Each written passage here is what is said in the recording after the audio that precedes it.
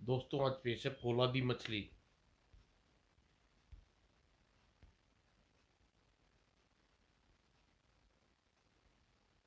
ये कवर चित्र है दोस्तों।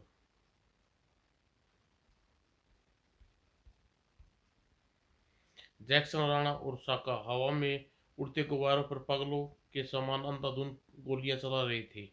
उप लगता है हम उन गुब्बारियों को अब पा नहीं सकते। आखिर माइकल हमसे गद्दारी कर ही गया। राणा के स्वर में भय व्यक्त था। अब क्या होगा? होगा का अभ्यास हम सब की असफलता की कहानी सुनेगा और हमें गोली मार देगा। काश माइकल हमसे गद्दारी न करता। अब चलो बॉस को सूचना देनी ही पड़ेगी और माइकल की लाश पड़ी रहने दो, चिल कौए खा जाएंगे। उधर विनोद और हनीस हनीफ फ्लाइट क्लब से हेलीकॉप्टर लिए आकाश की सैर का आनंद ले रहे थे। गुरु, आप तो बड़ी अच्छी फ्लाइंग कर लेते हो। यह तो कुछ भी नहीं मियाँ, हम तो कार को भी हवा में उड़ा दें, मगर कुछ सोचकर ऐसा नहीं करते। तभी हनीफ चौंका। गुरु देखो वह गुब्बारा। प्यारे, हवा में गैस के गुब्बारे ही तो उड़ते हैं, यह कौन सा चौंकाने वाली बात है? गुरु, मैं गुब्बारे को देखकर नहीं चौंका, बल्कि उसके नीचे लटक रही मछली को देखकर चौंका हूँ। इस बार विनोद का ध्यान से देखा। अम्मा, तुम तो काम का ही चौके हो। लगता है यह किसी बच्चे की शरारत होगी। नहीं गुरु, मेरा ख्याल है कि हमें गुब्बारा को पकड़ना चाहिए। लो कर लो बात, तुम भी बच्चों की तरह जिद करने लगे। खैर, हम तुम्हारी जिद को हमेशा पूरी करते हैं। और उधर नीचे जंगल में वह आ रहा गुब्बारा। माइकल अपना काम कर दिया। अब तुम उस पर निशाना लेकर उसे ब्लास्ट कर दो। लेकिन वह हेलीकॉप्टर लेकिन वह हेलीकॉप्टर भी गुब्बारे की तरह तरफ बढ़ रहा है। चांग, तुम्हारा मतलब यह है हेलीकॉप्टर गुब्बारे को पकड़ने आ सकता है? मेरा ख्याल तो यही है। चांग रॉकेट लॉन्चर संभाला। तो ठीक है, तुम गुब्बारे पर निशाना बनाओ, मैं उस हेलीकॉप्टर को गिराता हूँ। उधर एक गोता और लगाओ गुरु, गुब्बारा मेरे हाथ में होगा। अभी लो मियाँ। और विनोद ने हेलीकॉप्टर का गोता लगवाया और इधर लॉन्चर रॉकेट की भांति छूटा। मियाँ, लगता है गुब्बारे की चाहने वाले बच्चे नहीं, जवान हैं। उफ, लॉन्चर बाल बाल बचे। हेलीकॉप्टर गुब्बारे के पास था। अम्मा, ले चलूं क्या हेलीकॉप्टर को साथ? हमारा भी सत्यानाश करवाने पर तुले हो। गुरु, अब तो मुझे यह पक्का विश्वास हो गया है, मछली अवश्य ही कुछ रहस्य छुपा हुआ है। अनीस हाथ बढ़ाकर गुब्बारे को पकड़ने ही वाला था। बस गुरु, थोड़ा सा और साइड करो, गुब्बारा मेरे हाथ में आने वाला है। फिर दाएं छपाक। ओह, क्या हुआ? यह पटाखा सा कैसे गूंजा? किसी ने गुब्बारे को नीचे से गोली मारकर गुब्बारा फोड़ दिया। मछली नीचे जा रही है। नीचे मछली गिर रही है। लेकिन तुम्हारे निशाने से हेलीकॉप्टर नहीं गिरा। सांग, हेलीकॉप्टर में क्या कर रहे हो? आत्महत्या करने का इरादा है? यही समझ लो गुरु, मैं मछली लेने के लिए कूद रहा हूँ। और अगले ही पल, अम्मा मियाँ रुको, रुक जाओ, कूदो। कूद गया कठोर। और मछली की गति कम थी। शायद वह इसके अंदर खोखली थी, इसलिए हवा को कम काट रही थी। जबकि हनीफ तेजी से नीचे गिरता जा रहा था। शायद गिरती मछली को कैच कर पाऊं। रस्सी की लंबाई खत्म हो चुकी है। वह रही मछली खत्म कर दो उसे, मछली पकड़ रहा है।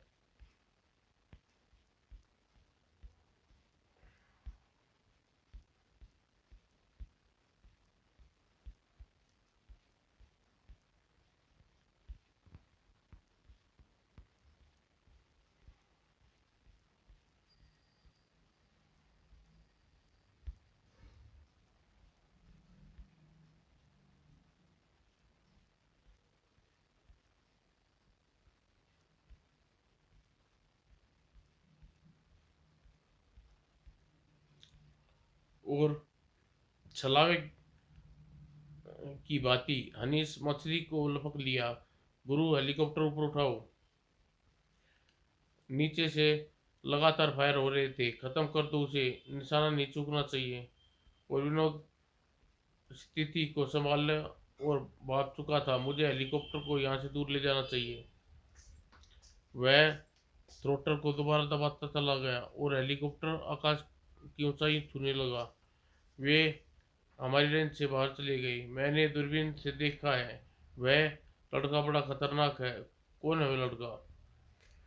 अपराधी उसे शैतान, यमराज, दरिंदा और न जाने क्या क्या कहते हैं। वो इंडिया का हनीफ हनीफ इंडियन इंटेलिजेंट का खूंखार जासूस। क्या? चौक पड़ा चंग। हाँ, वह हनीफ ही था। लेकिन उसने मछली के रहस्य को कैसे मालूम हुआ? यह तो स्वयं ही जानते होंगे, लेकिन अगर हमें मछली को प्राप्त करनी है तो उनसे टकराना होगा। ओह नहीं, वही हुआ जिसका मुझे डर था। चीन से चलते वक्त मुझे शक्ति हिदायत दी थी कि विनोद और हनीफ नाम के जासूसों से नजर बचाकर काम करूं। अब क्या हो करें वांग? ऐसी तरकीब लड़ानी होगी जिससे कि वे हमें मछली देने पर मजबूर हो जाएं। और हेलीकॉप्टर में करेले की तुम इस तरह क्यों मौत के मुंह में छलांग लगा दी? अगर मुझे कुछ हो जाता तो अपना नाम शहीदों में आता। मछली के अंदर खोखली है गुरु, पर वह खुल क्यों नहीं रही? विनोद ने कोशिश की, लेकिन कमाल है, हम दो सांडों ने पूरा जोर लगाने के पर यह मछली छटांग पर नहीं खुली। इसमें इसे तोड़ देता हूँ, मुझे दो। और फिर घूसा मारा मछली पर। वह घूसा जो अपराध का जबड़ा तोड़ देता था, वह भी खुल रहा। कमाल है उस्ताद, मछली बिना की किस धातु की बनी है? मेरे फौलाद से घूसे से तोड़ने से दूरी पिच की भी नहीं। इसका इलाज अब हेडक्वार्टर में करेंगे। और उधर एक अज्ञात स्थान पर क्या बकते हो जैक्सन? हाँ बॉस, माइकल हमारे साथ ही था। वह हमसे एक एजेंट उस एजेंट ने वह मछली ली और उसे माइकल हमें हमें डबल क्रॉस कर गया। उसने जरूर किसी और को मछली बेचने की बात की होगी। जब हम जंगल से गुजर रहे थे तब माइकल लघु शंका के बहाने द्वीप पर उतरा। एक minute, call call of nature. जल्दी? ठीक है, मगर आना माइकल। जब काफी देर तक वह नहीं आया तो हम सब जीप से बाहर निकले। वह उधर झाड़ियों के पीछे गया था। भाई क्या कर रहे हो? वह भागा। लगता है वह मछली को लेकर भागने की फिराक में है। हमारी मगर हमारी गोली उसे ठंडा कर दिया। राणा, मछली उसकी जेब में होगी, निकाल लो। माइकल ने तलाशी ली। मछली इसके पास नहीं है। तभी साका की नज़र दूर उड़ते गुब्बारे पर पड़ी। वह देखो, उस गुब्बारे के नीचे मछली लटक रही है। लेकिन गुब्बारे पर गोली चलाने गुब्बारा रेंज से दूर जा चुका था। और फिर हम वापस आ गए। हमें नहीं मालूम माइकल ने किस देश से पार्टी से मछली का सौदा किया। उधर इंडियन इंटेलिजेंट की बिल्डिंग में। सर, कहीं ऐसा तो नहीं कि हमारे ही देश में कुछ रहस्य इस मछली में हो? यह मछली का पेट खुलने के बाद पता चलेगा। अकरम को मछली खोलने को लिए दी है। ऐसी कोई बात होती तो हमारे पास रिपोर्ट आ जाती अब तक। तभी अकरम आया। मछली खुल गई। अकरम, सर, न जाने किस धातु की बनी है मछली। मैंने इस पर हथौड़े बरसाए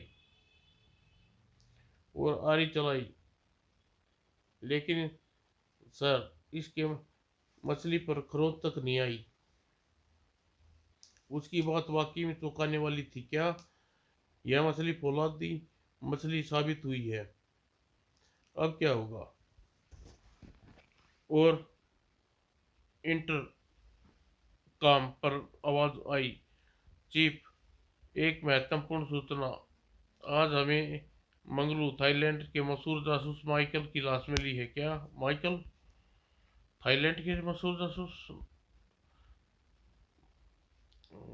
थाईलैंड के जासूस ही फैलाया हुआ था, ऐसा ये लगता है।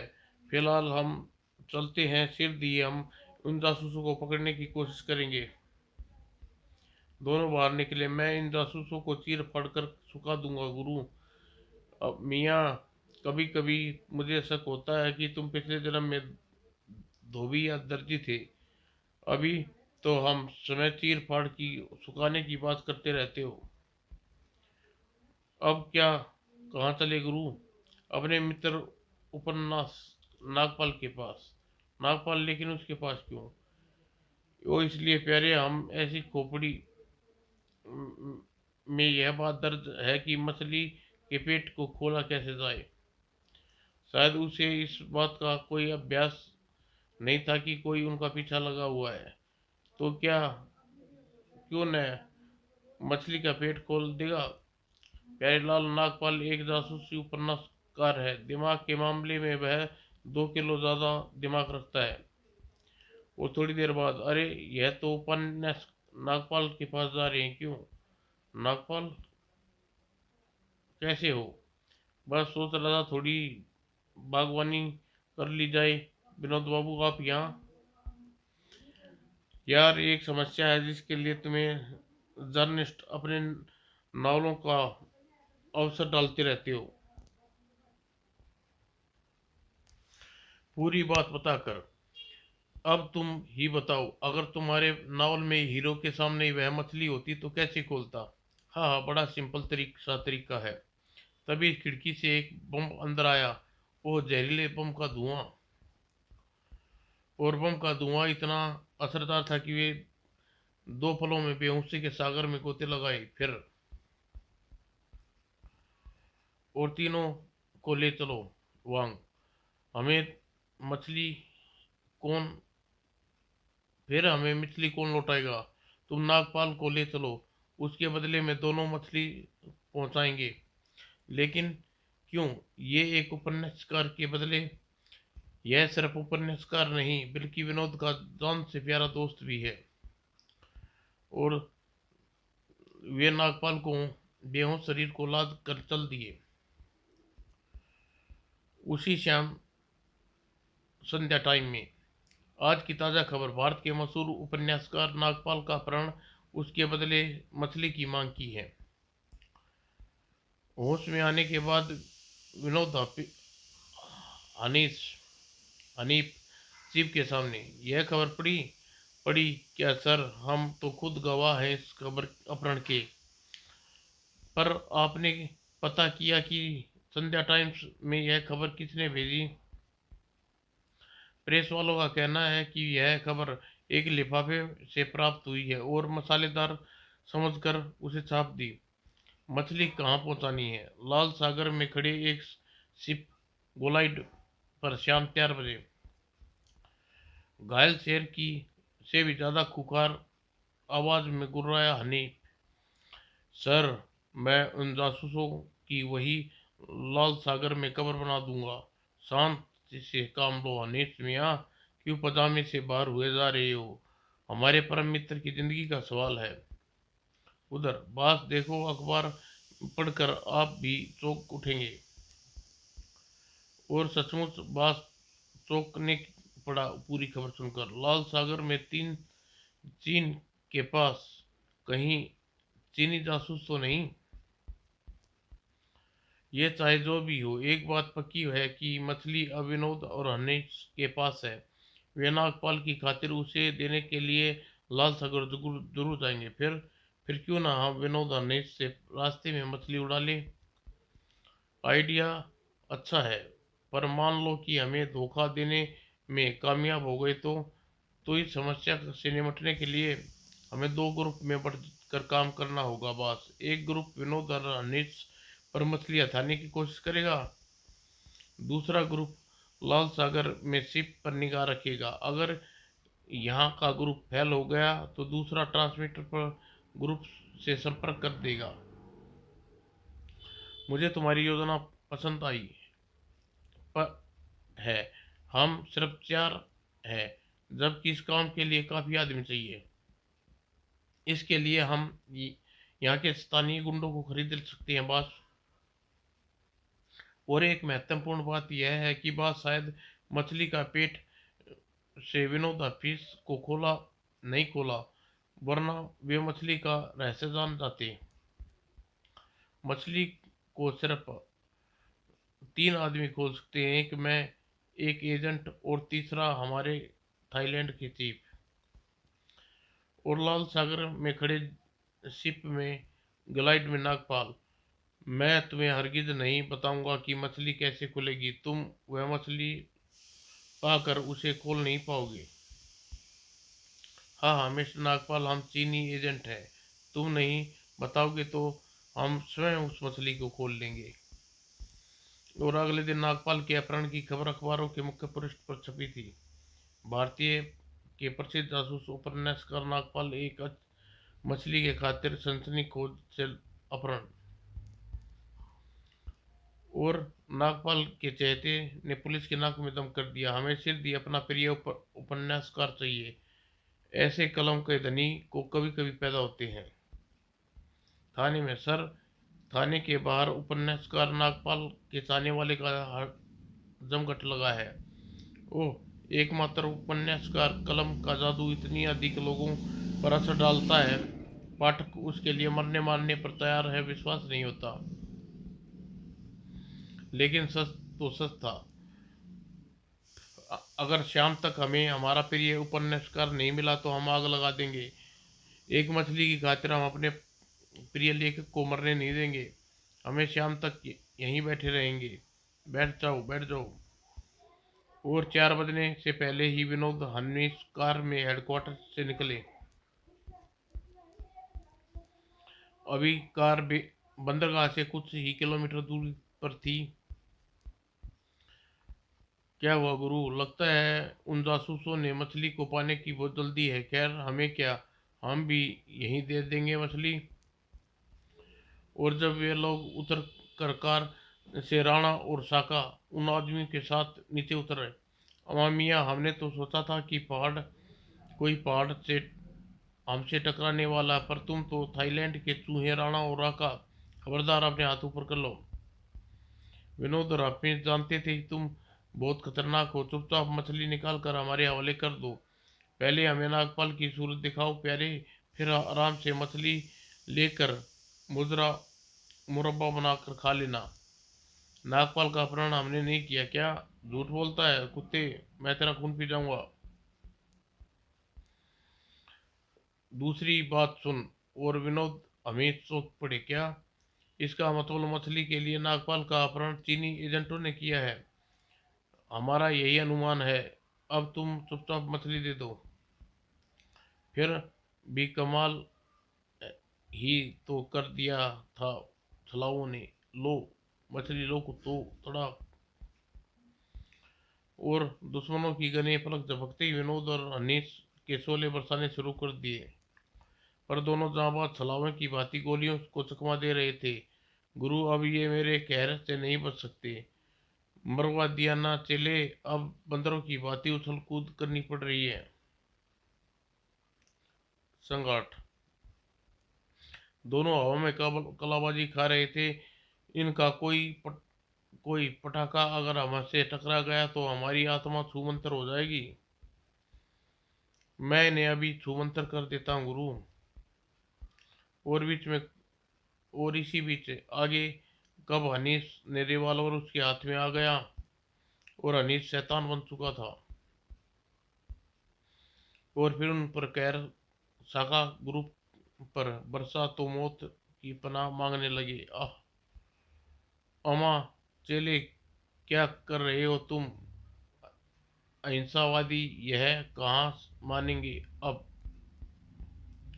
और अमर अंत में नंबर था राणा और शाका का। अमा चेले, अब तो तरस खाओ, इन्हें नरक में भी ले जाओगे, इनकी दुम टेढ़ी हो रहेगी। बोल मछली में क्या है, हमें नहीं मालूम, हमें केवल हमारा बास जानता है और वह अपने शिपयार्ड के पास होगा। फिर दोनों की हड्डी कड़की। लो गुरु, तुमने कहते हो तो छोड़ देता हूँ। ये क्या छोड़ा इनको, अब तो ये तमाम उम्र गर्दन नीची कर सीधी नहीं कर सकेंगे, बेहोश हो गए सो अलग। साका ने उसे राणा को जमीन में गिर पड़े। ये तो गए बेहोश, अब क्या करें, तो हमारी बड़ हमारी बेटे हो गई। इन लोगों की गाड़ी ले लो। सिर दी दोनों साका की कार हवा हवा हो गई, लेकिन साका भी बेहोश नहीं था। हेलो हेलो बॉस, हम उनके हाथों से मछली हथियाने में असफल रहे, आप कोशिश करना। आह। और कुछ देर बाद जैक्सन मोटरबोट को शिप ग्लोइड के तरफ ले चले। राणा और साका असफल रहे। उधर विनोद हमीस भी तट पर कार छोड़कर मोटरबोट लेकर आगे बढ़े। चलो सावधान रहना गुरु, कहीं उन्हें गोलियां हमारी चटनी ना बना दे। गुरु आप मेरी फिक्र छोड़ो, आप अहिंसावादी सिद्धांत कहीं आपको लेना डूबे। और शिप ग्लोयार्ड पर सांग भी आ रहे, सब तैयार रहो, अगर कोई गलत हरकत करे तो कोशिश करे तो उन्हें गोली से उड़ा देना। लेकिन उधर विनोद और नरेश की मोटरबोट के आगे एक और मोटरबोट चट्टान की भांति कर अड़ गई। ओह, यह क्या मुसीबत है मियाँ। यह थाईलैंड का तीसरी जासूस डार्केन है और उसके साथी जैक्सन। डार्केन और उसके साथी विनोद हमने स्टेनगन तान दी। हा हा। विनोद, तुम राणा के हाथों तो बच गए, लेकिन मेरे हाथों तुम्हें कौन बचाएगा। अम्मा चटनी के, हमें तो ऊपर वाला बचाएगा। भयानक अंदाज में हंसा डार्केन। हा हा, ऊपर वाला, देखते हैं कैसे बचाता है तुम्हें। साथियों फायर करो। उसी वक्त पीछे से गोलियों की आंधी सी आ गई। यह गोली आंधी चली थी डार्क ग्लेडाइट शिप से। भून दो इन सबको, विनोद और हमें जिंदा रहने चाहिए, हमें उनकी मछली हथियानी है। उफ, इतना भयानक नरसिंगार। डार्कन उसके साथी कटे वृक्ष की बातें करने लगे। अनीस मियाँ, अपनी खोपड़ी नीचे कर लो, वरना कोई गोली अपना राम नाम सत्य कर जाएगी। सिर दी पानी में खड़ी मोटरबोट जल समाधि लेने लगी। गुरु, डार्केन की बोट डूब रही है, अमा डूबने दो, अपने कौन सा रिश्तेदार है उनमें। फिर उनकी मोटरबोट ग्लाइडाइट शिप के निकट पहुंची। विनोद, तुम मछली हमें दे दो। मछली तो हम देने ही आए हैं प्यारे, पहले हमारे परम मित्र को हमें वापस कर दो। नागपल चिल्लाया। नहीं विनोद, मेरी जान की चिंता मत करो, इन्हें मछली मत देना। नहीं दोस्तों, तुम्हारे लिए मैं ऐसी एक क्या सैकड़ों मछलियां चीनियों को दे सकता हूँ। सुनो, हम नागपाल को छोड़ रहे हैं, तुम मछली ऊपर फेंक देना। अगर तुमने चालाकी की तो तुम्हारी बोट उड़ा देंगे। हम तुम हम तुम्हें चालू चीज नजर आते हैं चांग, इतनी शराफत से खड़े हैं। सिप पर एक सीढ़ी लटकी। और फिर सुनो, जैसे ही वह मछली हमारी ओर फेंके मोटरबोट को उड़ा देना, इन दोनों का खतरा हमेशा के लिए टल जाएगा। नागपाल और विनोद के पास पहुंचा। अब तुम मछली फेंको। लो कैच करो। मछली मिलते ही चांगची का खत्म कर दो ने। रॉकेट लॉन्चर धमाके से छूटा, तभी विनोद चिल्लाया, कूदो सबक। और रॉकेट लॉन्चर बोट से टकराया, उबाल बाल बचे। पर तुमने मेरे बदले मछली क्यों दी? दी कहाँ है प्यारे, असली मछली तो मेरे पास है। मैंने मछली नहीं बम दिया है जो अभी फटने वाला है। और वह बम इतना शक्तिशाली है, पूरे शिप को तबाह कर देगा। विनोद का कहना ठीक था। और चांग का शिप पानी की गोद में समाने लगा। अब हमें तैर कर तट तक पहुंचना होगा। और मछली का रहस्य, मेरा ख्याल है उसे खोलने की ट्रिक अपने दिमाग में बना चुका हूँ। और फिर शाम को नागपाल अपने प्रशंसकों के बीच पहुंचा। आप लोग विनोद और अनीस होते हुए तो मैं वापस न आ पाता। विनोद अनीस जिंदाबाद। फिर हेडक्वार्टर में, कमाल है, तुमने एक पिन के सहारे से मछली को खोल दिया। यह मछली एक एयर टाइट फौलादी बॉक्स है जिसे बंद कर उसमें के बीच हवा निकाल दी गई। मैंने पिन से इसकी आंख में छेद किया क्योंकि यह हिस्सा रबड़ का बना हुआ है। और इस छेद से हवा अंदर पास हुई तो मछली खुल गई। जब उसमें मछली के अंदर निकला कागज के पुर्जे देखे तो दंग रह गई। यह तो हमारे पड़ोसी देश बर्मा के फौजी अड्डों का नक्शा है। लगता है कि सी एजेंट के हाथों थाईलैंड सरकार यह नक्शा प्राप्त करना चाहती थी। अगर इसकी भनक चीन को लग गई होती तो एजेंट नक्शे से डिलीवरी इंडिया से थाईलैंड जासूस को देना लेनी होगी। और फिर चीन के जासूसों ने टांग अड़ा दी। अब मामला बिल्कुल साफ है। विनोद, तुम कल ही नक्शा वर्मा सरकार को सौंपने चले जाना। Yes sir. और तुम क्या करोगे नागपाल जी? सर, मैं इस केस में एक रोमांचक नावल में डालकर पाठकों तक पहुंचाऊंगा। हाँ हाँ, समाप्त दोस्तों।